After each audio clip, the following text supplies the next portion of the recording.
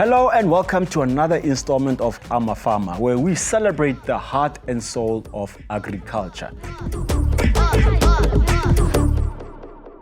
Today we're going to be talking about a subject that we hear a lot about, and that is called development. What is development? And also, how do you know you are being developed for the right thing? Please don't forget to subscribe and click the bell so that you guys have the latest episodes, and also visit all our other platforms. Anyway, we're here with Tebogo from Sernick, and he's going to tell us all about that. Tebs, welcome. Thank you very much, and thanks for having me. Yeah, awesome. So tell me a little bit about yourself. How did you get into agriculture? My name is Tebogo Molele. I'm the Senior Monitor and the National Manager for Monitoring and Evaluation at Serdev, which is the Sernick Development Site. I'm from Limpopo, born in Limpopo in a deep rural areas in Blowback, a place called the Friede, where I think I was exposed to cattle. I think the highest number of cattle in that area is from that place. And I think that's where the bug of agriculture beat me. Sometimes when you are in that area, you see animal, you see all these things, but you have cautions. And I think cautions is that you see animal getting sick, die. You see some animal are of good condition, some are not. And I think that on its own, it brought the interest. And I think that interest then developed towards me wanting to study agriculture. And study agriculture because I think I felt like it was cool then as a young person, but also from a perspective that there is something that I want to do. I want to plow back and assist in making sure that people farm properly and it becomes a business. I think then that's when it started. Then we moved until we went to varsity and I studied agriculture, animal science. And I found myself at Sernick as a student, left Sernick for another genetic company, then came back to Sernick, and here, that's where I am now. Oh, nice. So here's the thing that I always wonder. We're going to talk about farmer development. To start with, what is the difference between development and training? I think those are two different things. I think development is assisting a farmer from the initial, where you find them, from the baseline, where you have found them to develop towards a certain stage that you have set with them. If it's commercialization, you have to develop them from there up until commercialization. But training then, it's a part of development. I think training is an initial part of development because training is extremely important because it's knowledge. And most of our farmers, I think they are not developing or not where they are because there is that lack in terms of knowledge of various things. So training is an initial stage of development, but development is an entire package from the initial stage until the end goal. So you guys deal with a lot of farmers in terms of development and training. What is the thing that you notice the most that makes a lot of farmers not make it to commercial level? True. I think that's what we just spoke about. First of all, knowledge. Knowledge is very important, whether you're speaking knowledge in terms of your own farm pasture management, you're speaking knowledge in terms of animal husbandry on the animal side, we're speaking knowledge in terms of the market and how it works and what it needs, your knowledge in terms of the livestock improvement and all those other factors. I think that is the first initial stage where I've seen that most of our farmers lacked in, where you find a farmer that has got 200 livestock, they are in a proper farm and all those stuff, but they are not working and they are not producing to their optimum because there is that lack of knowledge and stuff like that in terms of utilization, in terms of breeding program, vaccination and all those stuff. So that is the initial thing. I think the second thing that we have a problem with farmers, I think for me, it's record keeping. They say you can't manage what you don't measure. So in most cases, most farmers, they don't know what they have, so they don't know what is it that they are dealing with. So they can't necessarily plan for that.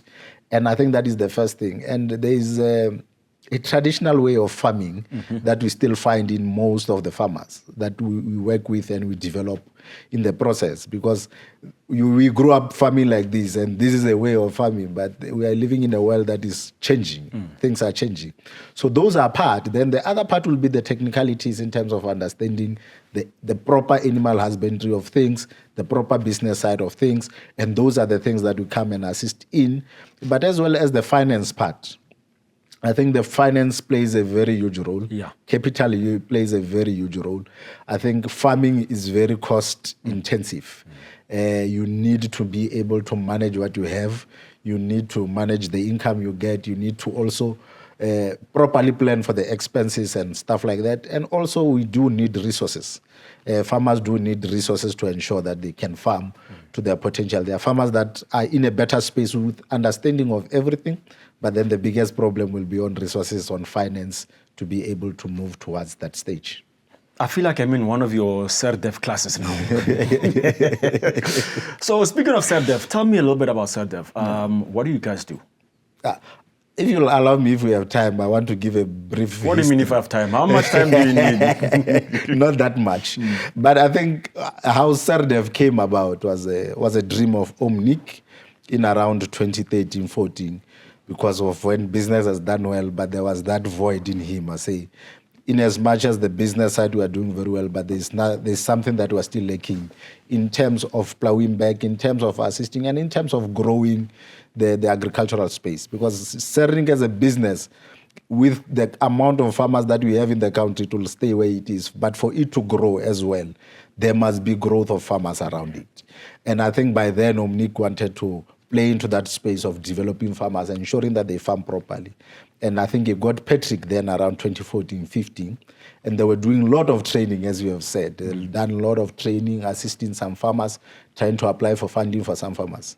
But I think around 2017-18, they've realized that they haven't done enough to develop farmers. They now want to go from just training farmers into proper development, as you have indicated. That's when then they apply to the Jobs Fund, which is part of the National Treasury, to run what we used to be called Sernick and Jobs Fund project. And based on the success of that project, then Sernick saw a need that we can't just do a huge Jobs Fund project and it ends there. Then that's when Serdev was established. So Serdev was established as part of the Sernick Group, dealing with only development.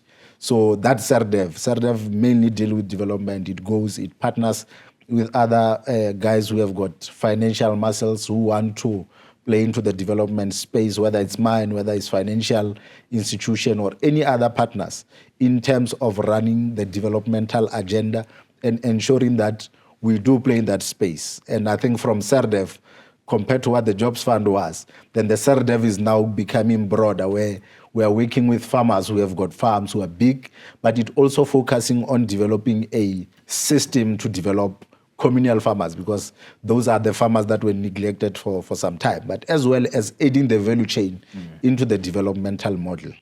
So one thing I appreciate about what you guys did at Serdev, I personally met some of the farmers that you developed. Maria Vente, Mematswahi, Bingihlabedi, Thabo Ditagwe. Yeah. So let's talk about what you guys have actually done. Tell me like one or two success stories. Yeah. That you, I mean, I know there's a lot, but yeah, just one or two. Yeah, there's a lot. I'm going to freestyle. I won't just limit it to two. I think the show is on YouTube, so we have time. Yeah, I'll freestyle. Sorry. Yeah, those are the freestyle. I'm out, Patrick. No. I think we have. And one story is Maria Tswa. You know, some farmers, you find them in a better space. You had Nkosana Ntambo, who is part of our ecosystem. But farmers like Nkosana Ntambo, you find them at an advantageous place, but you put them in a ecosystem to make sure that you push them to higher heights. But then the greater stories you find in farmers like Maria Tswai. I think when we started with her in 2018, she only had 26 cattle without a bull. She was borrowing bull around, didn't have a car, didn't have a house around, staying at the farmhouse dilapidated. Moving and looking from the investment we have done in terms of training, rental head placement, infrastructure development, and also some of the salaries that we have assisted with in the first year. From where she was to where she is today, where she has over 150 productive stock. She's bought herself 2 cars. She has diversified. She has got goats. She has got sheep in the farm. She's now going to play into the vegetable space. That's a success story you need to see. This week, I just had a farmer who the parents passed away in 2021 within 3 days. Left her with a farm, a lot of animal, didn't know what to do. We had to come in and assist to assist her. And she managed to keep the farm afloat and to a proper productive stage. She even won the Free State smallholder farmer top achiever 2 days ago, and all those stuff. We also have the Bushi Masius who are now moving towards becoming Bonsmara stud breeders, from a Nguni farmer to now becoming a Bonsmara stud breeder. The like of Ntatezi Podubo, who are now building a processing center in their farm, from 48 mixed breed animals to now over 150 productive Bonsmara cattle. Those are the good stories to tell, and those are the good stories that I think we have managed to achieve in the process. We paid a lot of school fees because it was the initial big project, a lot of mistakes, but I think holistically we have done extremely well, and those are the success stories that we can tell. Miriam Vent, the first farmer in the project to achieve 100% conception, 100% calving rate, 100% winning rate, which is unheard of. Yeah, that's unheard of. Yeah, and out of that, almost 15 animals here to assist giving birth. So those are the training that we have put in place that put the success of the farmer. Because if there was no proper training, the 15 cattle should have lost chances or lost the winners. But she has managed to capitalize because of the training that was given and the assisted in terms of the project, and also holistically to make sure that we develop them as farmers. Look, what you guys are doing is fantastic. But at the end of the day, Sernick is still a business. True. So if you guys are helping these farmers develop, how is that helping Sernick as a business also? Yeah. Remember, Sernick is a complete integrated beef value chain. We have from feed factory, we've got a Bonsmara, stud, commercial, we've got an abattoir and all those stuff. So we are in a business of selling. And in most cases, I think if there was a research, which I don't know, I would have said study says. But what we have experienced is that those people that you assist will tend to remember you tomorrow when they have to do a purchase. And I think we have seen that, although it was not our initial plan, but I think we have seen that with the sales of our auction. In most auction, we go 60-40. Some auction, we even go 50-50. There are more influx of more black farmers who are coming and who are supporting and all those stuff. And what it does is now building a proper ecosystem of farmers, so both white and black. There's no longer a divide. We come into a place where we are all together participating in this. And I think we have seen that from the sales of our animal to the sales of feed to farmers now who are playing into the space of meat and distribution, whether it's tenders and stuff like that. The first people they think about is Sernick because we have a relationship with those farmers. So when I went to Maria's farm, every second word that came out of her mouth was Sernick. Yeah. And she says it nice, Sernicky. She's a darling. But one thing I noticed about you guys as Serdev, hey, you guys develop a lot of females, eh? Why though? Actually, that's not correct. But there what do you mean the majority of the ones I've seen is females. Even at your graduation, I was there. I was like, what? There's so many ladies up in here. What's happening? I think I'll want to put it that majority of our success stories is female. There are more males doing extremely well. But I think the thing about female, and I'm glad it's August and it's a women's month that we are saying this, when female have got a trust in you and a trust in your expertise, it's easier for them to implement, it's easier for them to listen to you, and it's easier for them to follow through. So, and I think that's the thing, because mostly our main thing we deal with is mentoring and monitoring. So when we mentor, we will advise in terms of what is the proper farming practices that needs to be applied. And most female are the one that does that. And from a male perspective, and I'm saying that I'm a male as well, who's going into the farming space, there's that element that I've been farming for 20 years. So there was just a 30-year-old. I've been farming before he was born. He knows nothing about farming. But farming in South Africa is not constant. It's changing. We have seen there's foot-on-mouth outbreak. We have brucellosis.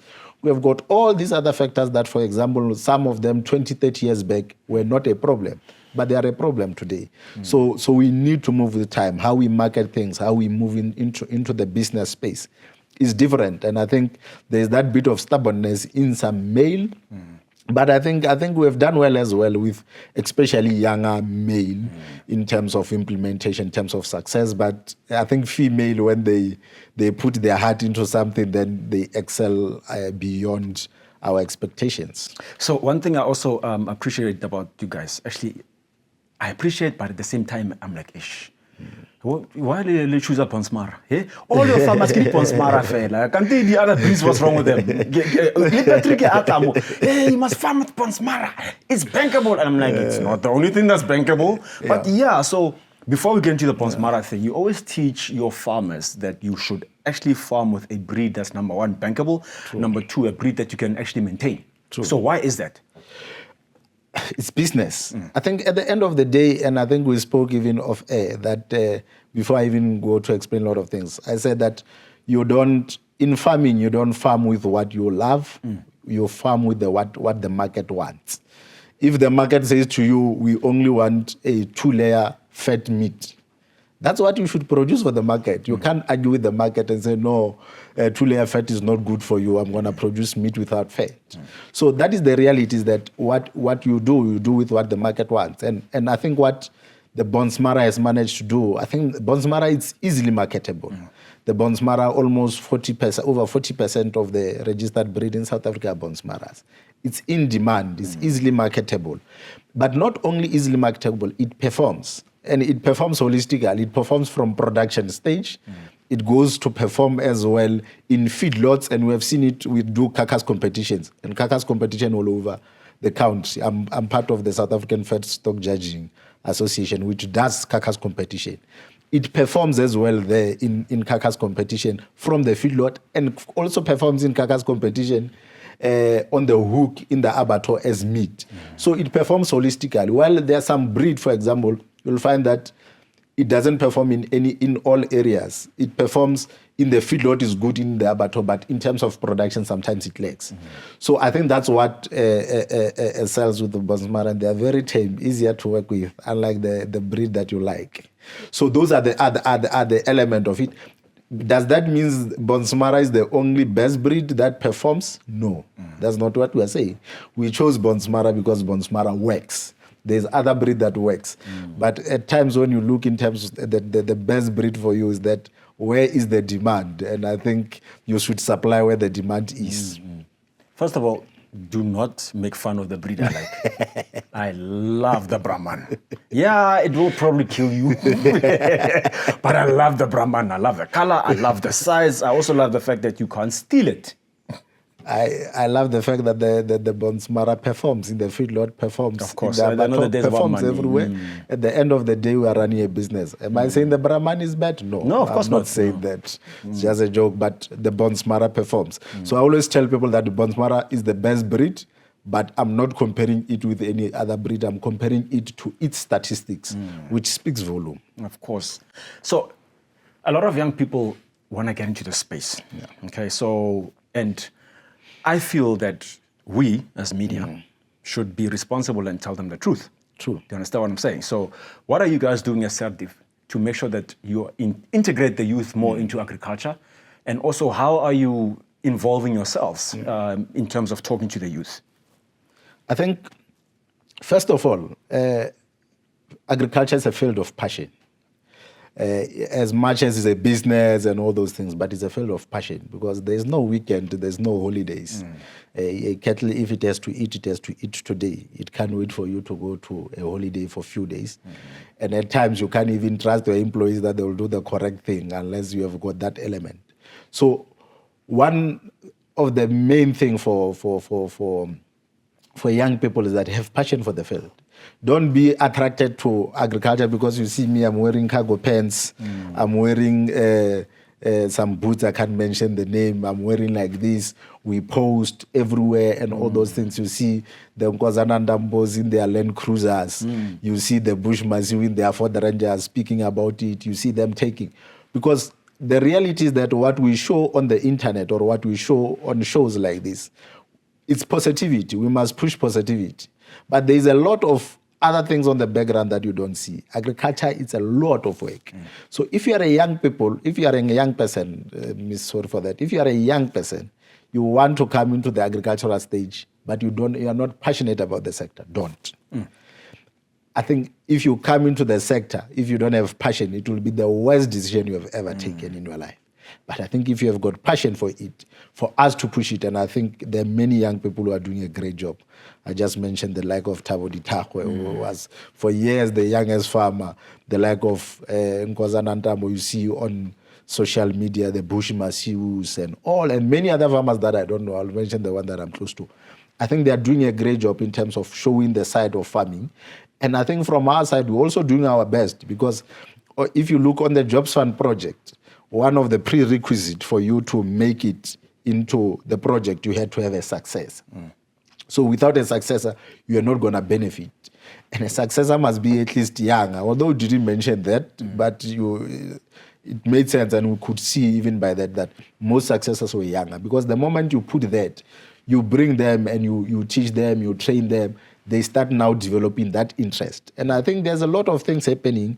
In Morocco, I think that Duncan's daughter, Lesedi or something like that, she's doing a camp there, the Moroccan camp. Yeah. I've seen it on the internet quite often. Yes. She actually invited me. And And I think it was mostly young people who are in the sector, and obviously they'll post on the internet. And I think it's starting now to attract even young people outside the sector because of the fun element of it. But the great thing about it is that there's a lot of education in it, because when you go there, you find speakers, you find presenters who are in the sector. And those, I think, they are methods that we get young people who are really passionate about agriculture can get. And we must also use our social media wisely so that young people can have interest in terms of coming into the sector. But only those who have passion. If you don't have passion for agriculture, don't, because that will be the worst decision you'll ever make. This one is a lifestyle. It's not easy money.